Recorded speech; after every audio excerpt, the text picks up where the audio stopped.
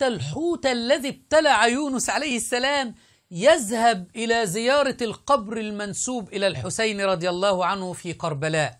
نعم، لأنهم يزعمون أن هذا الحوت كان موالي، لأنهم يزعمون كما في كتاب مدينة المعاجز لهاشم البحراني أن الحوت الذي ابتلع يونس عليه السلام ابتلعه لأن يونس أنكر ولاية علي أو رفض الإيمان بولاية علي بن أبي طالب فابتلعه الحوت. قام الشيعة كما سنرى الآن برسم أو بصناعة تمثال على هيئة حوت، وجعلوا هذا الحوت فاتح فمه كناية على أنه ابتلع يونس، وكتبوا على ظهر هذا الحوت: وذنوني إذ ذهب مغاضبا فظن أن لن نقدر عليه الآية. وأخذوا يسيرون في شوارع العراق على سيارة كبيرة واضعين عليها تمثال هذا الحوت كناية على أن حوت يونس يزور القبر المنسوب إلى الحسين. شنو الغاية والهداية؟ وذنون إذ ذهب مغاضبا. بسم الله الرحمن الرحيم. شنو الغاية والهداية؟ هاي بيعة يونس نبي الله. هي بس جاء بعد الإمام الحسين. موكب جمهور شو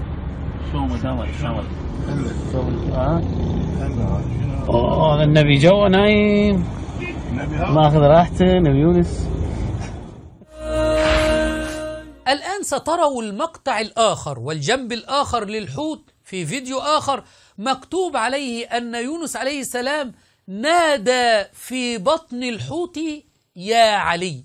كان يونس ينادي وهو في بطن الحوت يا علي حتى ينجي علي بن أبي طالب عياذا بالله. يعني أشركوا بالله تبارك وتعالى، وقلنا واضح للجميع. أما أنهم الآن يتهمون الأنبياء بالشرك، وأن يونس عليه السلام كان ينادي في بطن الحوت علي بن أبي طالب، مع أن الله سبحانه وتعالى قال في كتابه أن يونس قال: لا إله إلا أنت سبحانك إني كنت من الظالمين. فمن أين علم هؤلاء المشركون أن يونس عليه السلام كان ينادي يا علي؟